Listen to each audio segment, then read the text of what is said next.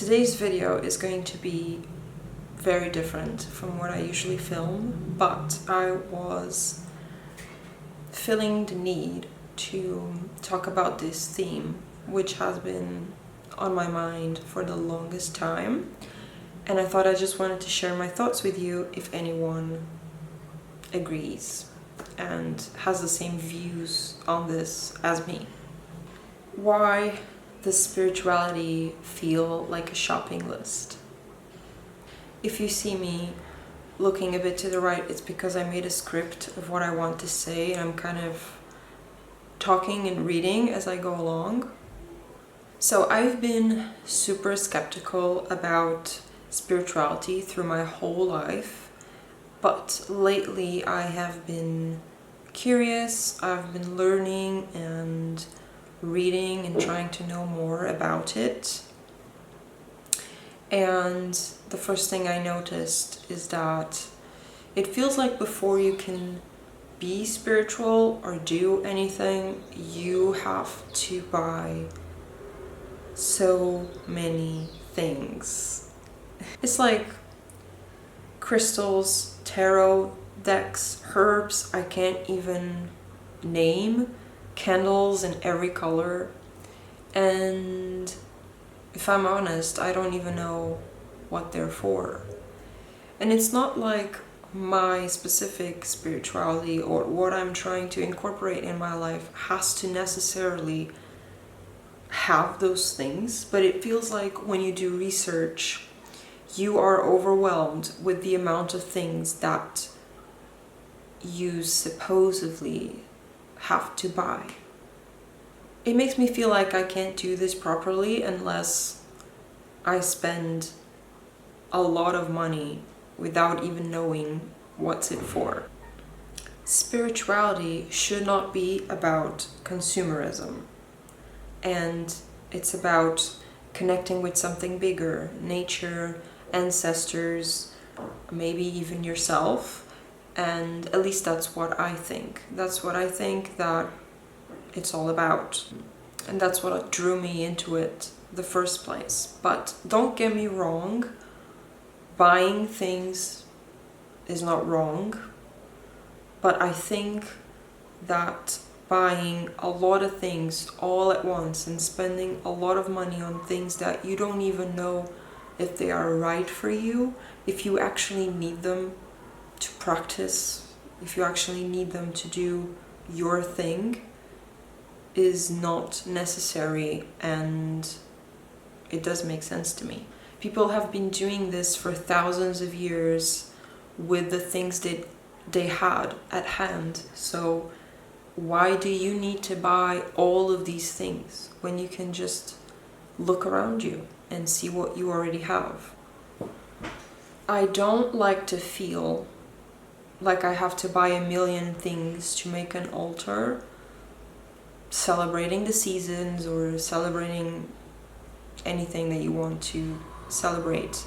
And I don't like to think that it's not going to be good enough.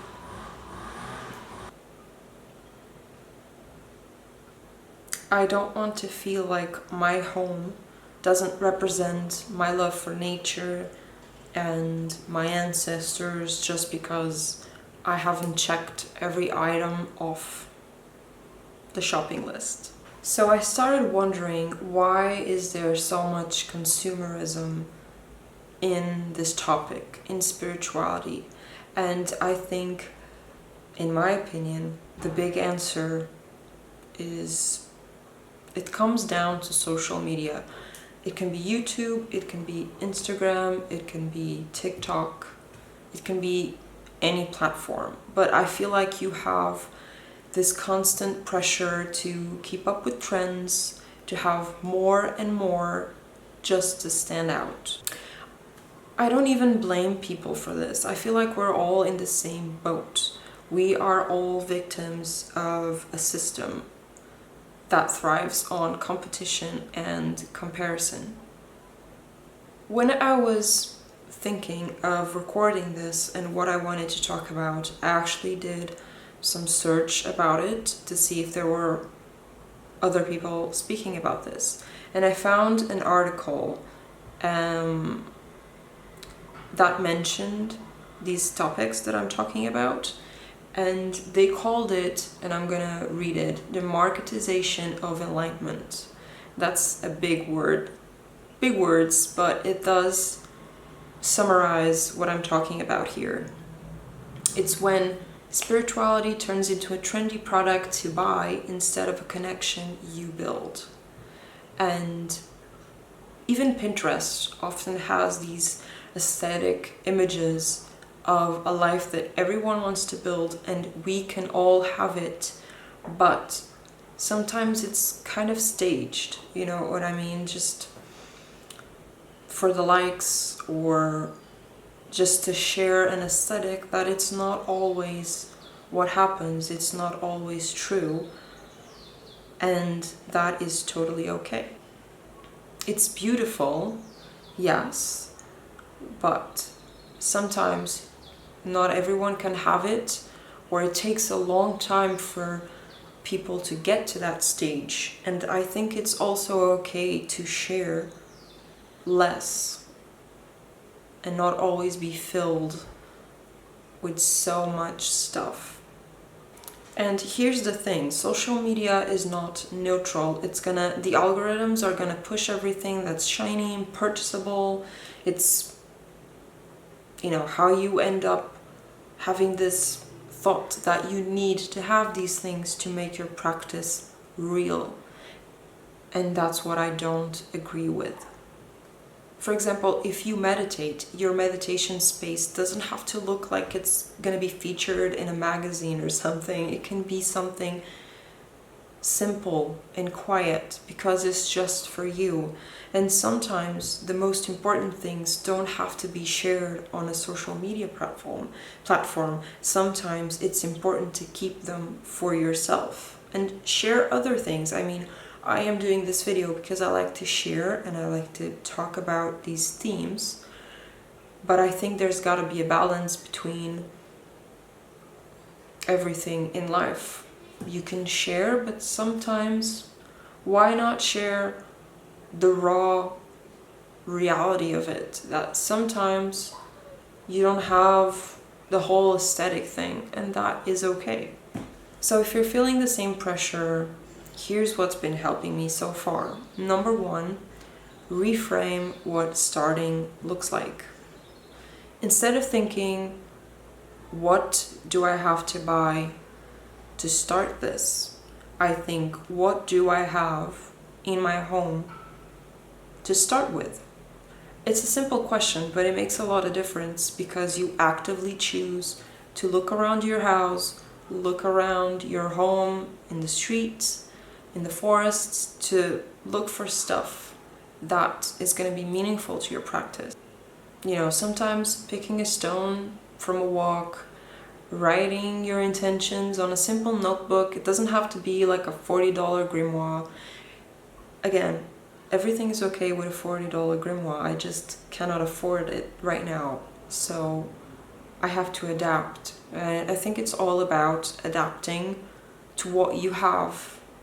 Number two, practice first and buy later. For example, something has been drawing me, which are tarot cards, and trying to understand how everything works, because I realized that the idea I had of it has nothing to do with its real meaning. But I'm gonna try some free resources, even if it's meditation. I'm gonna try and explore it first. And then, if it sticks, if I think that I really want to practice it, I will choose to buy something. I'm gonna buy the tools that are gonna deepen that experience instead of being impulsive and buying it straight away. Again, this is what works for me. This is what's been working for me. It doesn't mean that it's 100% correct. It's just how I feel about all of this and how I feel that I can sustain this practice without the whole pressure thing that I'm talking about. And number three, I've said this, but it's make it local and make it personal. So I try to use the things that are around me, Fortunately, I live in a building that it has like a stream and it has nature surrounding the apartment, so I can always just leave my house and try and look for things that I think are going to be meaningful to me. I do have a balcony where I try to plant any plants that I can, so sometimes I'm able to just gather them from my balcony garden and bring it into my home for my practice. So these are all small things that we can do to help.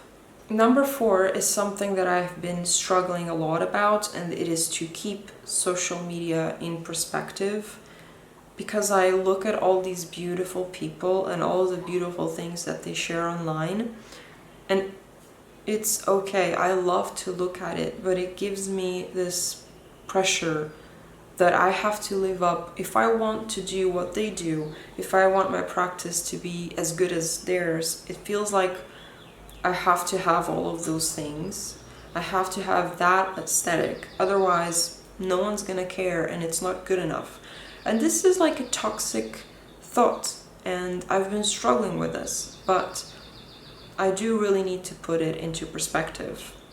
Number 5 is something that I have been struggling with too, and that is to focus on connection, not perfection. And this is something that I do with many things, not just this, and I should really try and focus on this advice because it's important. You know, the altar doesn't need to be complete. Your rituals don't have to look like anyone else's. They need to feel mine, they need to feel yours, and you just I need to put in practice all of these things that I mentioned that ultimately just are a whole thing. They're all connected, and it's helping me to feel like this journey, like I can enjoy this journey more. What I mean with all this is that if spirituality is a journey, then you don't need to pack a heavy bag before you take the first step. You just need to... The path will give you what you need when you need it, and you just have to trust it. I realize that this is a very different video from what I usually post, but as I said in the beginning, I was really feeling the need to talk about this because I don't know if this happens to you, but when I feel overwhelmed with the amount of things that I see online, it makes me not do the things that I want to do, if that makes any sense. It's like I have this intrusive and toxic thoughts that are like, it's not gonna even be good enough, you know, so why bother? And that's totally wrong, and I should never go by those thoughts. So I felt the need to share this with you, if you agree with me or if it happens to you. And what is your spirituality journey? What do you do to kind of like try and balance this constant pressure that you can feel? There's always something new. There's always something that you have to try because someone says so. And sometimes I feel like I have to walk away from everything and find out what works for me. Even if it's not mentioned anywhere, it doesn't matter, like it works for me. That's my connection, even if it's not yours. And I feel like I need to hang on to that and try and make sense of this journey. Otherwise, I'm not enjoying it. And if I'm not enjoying it, what's the point? So I would love to know your thoughts. If you watched until the very end and you leave a comment just explaining to me a little bit of your journey, your thoughts and opinions about this topic, I would love to chat with you a little bit on the comment section. So I hope you enjoyed this little ramble, and I will see you in the next video.